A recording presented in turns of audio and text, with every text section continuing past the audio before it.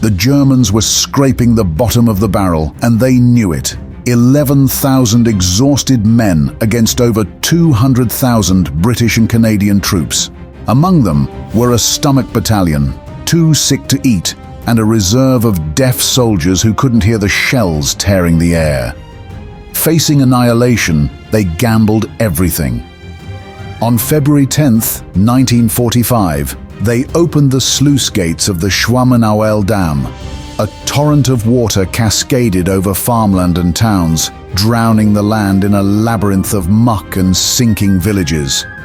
The plan was simple: stall the enemy, trap their 1,000 vehicles in a quagmire, and buy time to protect the Reichswald. Then nature too turned against the Allies. Freezing rain lashed the waterlogged wasteland, worsening the situation. But Field Marshal Sir Bernard Law Montgomery was not backing down. Half the battlefield was drowned under 5 feet of water. The rest was a wasteland of craters and mud.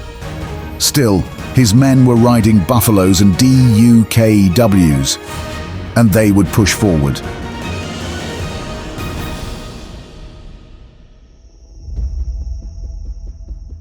The Reichswald was the gateway to Germany's industrial heartland, and by February 7th, 1945, the Allies were determined to smash through it. The battlefield had already been turned into a swamp when the Germans blew holes in the Rhine's winter dike back in December. Now, freezing rain lashed the ground as Field Marshal Bernard Montgomery, architect of the plan, prepared his forces for what he knew would be a brutal and costly operation. His approach was straightforward but devastating. Sheer, overwhelming force. He had few options left. With the land flooded in all directions, a narrow gap was the only site from which the Allies could approach. They knew it, and the Germans knew it. As Lieutenant General Brian Horrocks put it, there was no scope for cleverness. I had to blast my way through. Montgomery's strategy relied on one key element: artillery, more than had ever been assembled in a British operation. 1,050 guns, including heavy artillery, field guns, and anti-aircraft guns firing horizontally, were massed along the 5-mile front. But Montgomery wasn't taking chances. To ensure a constant deluge of fire, the Allies devised the pepper pot plan. The idea was simple: bring every available weapon into the barrage. 188 Vickers machine guns, 80 heavy mortars, 60 stationary Sherman tanks, 114 Bofors, 40mm guns, and even 12 rocket launchers were pressed into service. Anywhere else, these would be used for artillery bombardments. This time, they were brought to add an unprecedented wall of noise and destruction, overwhelming the enemy's senses and preventing any movement, communication, or response during the first push of the assault. To ensure the plan's success, Montgomery's forces relied on deception. The Allies constructed dummy artillery positions visible to German reconnaissance, knowing these fake sites would be reported as the main focus of the attack. In the final 48 hours, these decoys were quietly swapped for real guns. German intelligence believed the primary assault would come from elsewhere, reporting confidently that Allied activities west of the Reichswald are intended to deceive us regarding the real center of gravity of the coming attack. It is possible a subsidiary offensive by the Canadians in the Reichswald area might be launched to draw our reserves, but the appreciation that the main British attack will come from the Big Bend in the Maas is being maintained. This level of preparation required staggering logistics.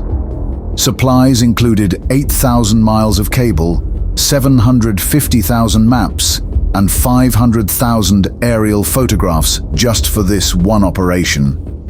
Montgomery was to break through the German defenses by brute force and careful planning, no matter how daunting the conditions. At 5 a.m. on February 8, 1945, the sky lit up in flames.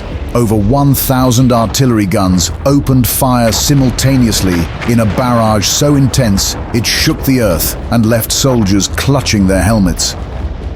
For 2.5 hours, shells tore apart trees, bunkers, and bodies.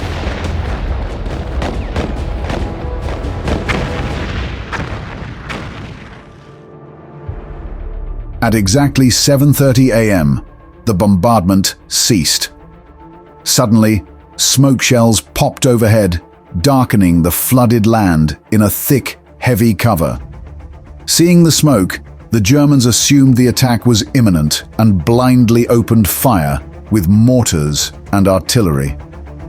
Allied observers were ready. For 20 minutes, they mapped every muzzle flash and every shot fired, and then directed the full fury of their guns to obliterate these positions. By 10:30 a.m., with the enemy defenses softened, the infantry and armor began their assault. The Allied troops pushed into the Reichswald forest, a shattered expanse of cratered earth, broken trees, and concealed danger. They relied on their specialized vehicles. Crocodile flamethrowers burned German bunkers out of existence, their flames visible through the smoke. Crab tanks cleared the minefields, their rotating chains detonating explosives before troops could advance. Buffalo amphibious carriers struggled in the mud while hauling soldiers and supplies over the flooded ground. The 3rd Division, known as the Water Rats, was called into action to navigate the flooded areas south of the Rhine. The defenders were ready. The 84th Infantry Division and 2nd Parachute Regiment had entrenched themselves deep, covering their lines with S-mines, wooden booby traps, and anti-tank ditches.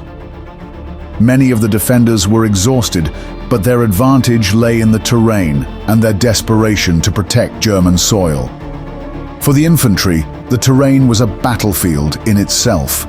Tanks bogged down, supply vehicles sank, and men had to haul equipment by hand. At Weiler, the 53rd Welsh Division encountered stiff resistance. Hidden machine gun nests opened fire, halting their advance and costing dozens of lives. It was only after hours of close combat, supported by Churchill tanks and flamethrowers, that the Welshmen took the village, at the cost of 15 lives and dozens of wounded men. Progress was agonizingly slow. By the end of the first day, the Allies had advanced less than expected. Despite being the bottom of the barrel of the Wehrmacht, German defenses managed a remarkable defensive effort. The mud, the rain, and the forest had helped the defenders, and Allied troops braced for an even bloodier fight ahead. By the second day, the freezing rain seemed to have no end in sight. As the Allies advanced, the Germans, knowing their numerical inferiority, opened the gates of the Schwammenauel Dam on February 10th, further increasing the floods, already reaching 5 feet across the Reichswald. Among the Allies' objectives lay the Brandenburg feature, a low, heavily wooded rise that offered a commanding view of the surrounding terrain. It was an anchor point for German defenses in the southeastern Reichswald.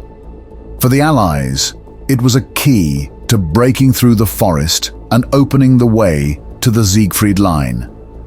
The task fell to the 53rd Welsh Division, already battered from days of grueling combat. The approach was a nightmare.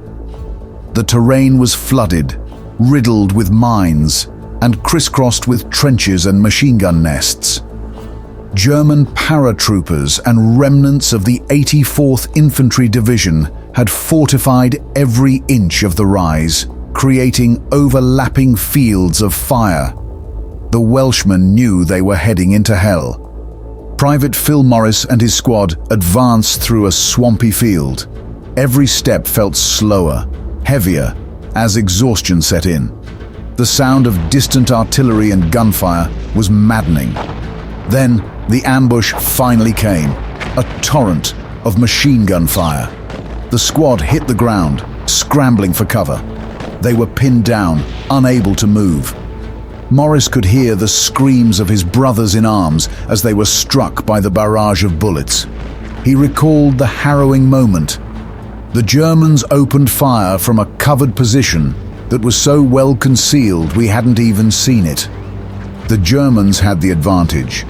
The machine gun nest was perfectly hidden, dug into the hillside and shielded by camouflage. The squad crawled into a freezing pool of water. Men threw grenades, but the blasts only threw mud and shrapnel into the air. The gun kept firing. The squad's options dwindled. Meanwhile, a second machine gun opened fire from the left. Someone had to go back and get help. Morris was chosen. He crawled through the sludge, bullets carving the mud around him.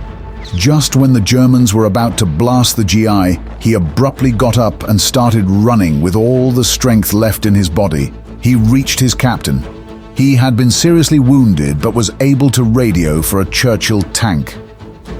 Minutes later, the ground shuddered as the tank rolled in. Its turret swiveled, the barrel leveled, bullets ricocheted off its armored hull, and with a deafening blast, the machine gun fell silent. The squad surged forward, storming the German position. Inside the bunker, they found 4 German paratroopers lifeless. The Brandenburg feature was theirs, but the cost was devastating. 70 men had fallen to secure it. For Morris, the moment was seared into memory, a nightmare of noise, mud, and blood. By February 21st, the battle for the Reichswald was drawing to its conclusion, but the final act of Operation Veritable would be fought in the streets of Goch, a German stronghold. The 15th Scottish Division, supported by Churchill tanks from the Coldstream Guards, led the final assault. The streets of Goch were a hellscape of collapsed buildings, rubble, and hastily constructed defenses. German paratroopers, backed by a handful of Panther tanks and 88mm guns, used sniper fire and concealed positions. The Allies paid dearly for every inch of the town. The British and Canadians responded in kind, employing crocodile flamethrowers and wasps to clear fortified positions. The tanks swept home by home. One soldier described the sight of flames engulfing German bunkers as both horrifying and strangely unreal.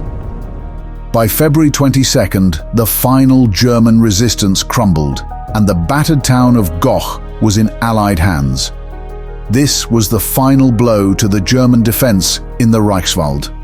The battle claimed 6,000 Allied casualties, with nearly 3,000 from the 53rd Welsh Division alone. Yet, it also secured the capture of 12,000 German prisoners and obliterated the remnants of the 84th Infantry Division. The sick and depleted defenders had fought with courage, holding the Allies back longer than anyone thought possible. As Lieutenant General Brian Horrocks, ill and exhausted, declared to his men, "You have broken through the Siegfried Line and drawn to yourselves the bulk of German reserves in the west." In the aftermath, the Reichswald was a wasteland. Its trees were reduced to splinters and its soil was soaked with blood. But Operation Veritable had done its job. The road to the Rhine lay open.